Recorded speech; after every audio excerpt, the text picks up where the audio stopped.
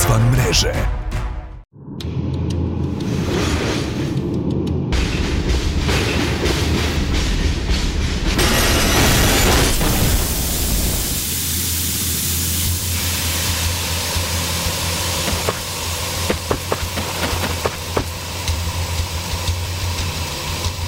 Stanimo malo prije nego što nastavimo.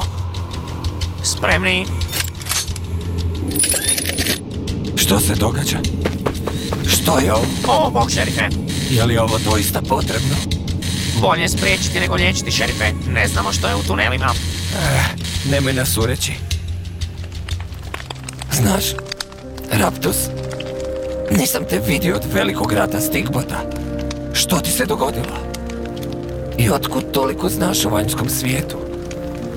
Nekad davno mreža je okupila tim Stigbota za istraživanje svijeta izvan mreže.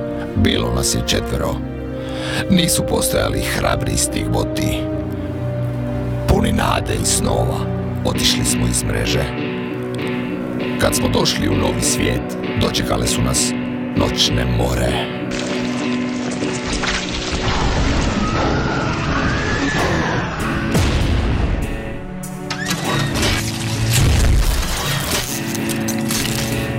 Nismo mogli ostati, morali smo se vratiti.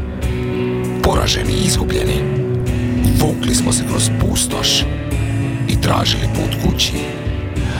A onda nas je napala jedna od njih.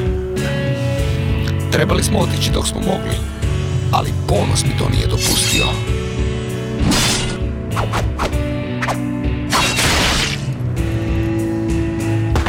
Nisam joj dorastao. Kao da mi se podruguje, samo je otišla. Ostavila me da umrem u toj pustoši.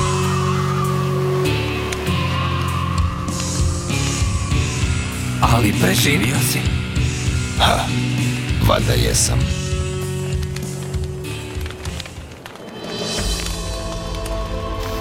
Ne mislim ništa loše, šerife, ali nakon svega što je Raptus rekao, misliš da su nestali Stigboti još živi?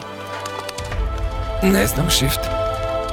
Ali nekako, duboko u sebi, znam da me tamo negdje Pixel čeka.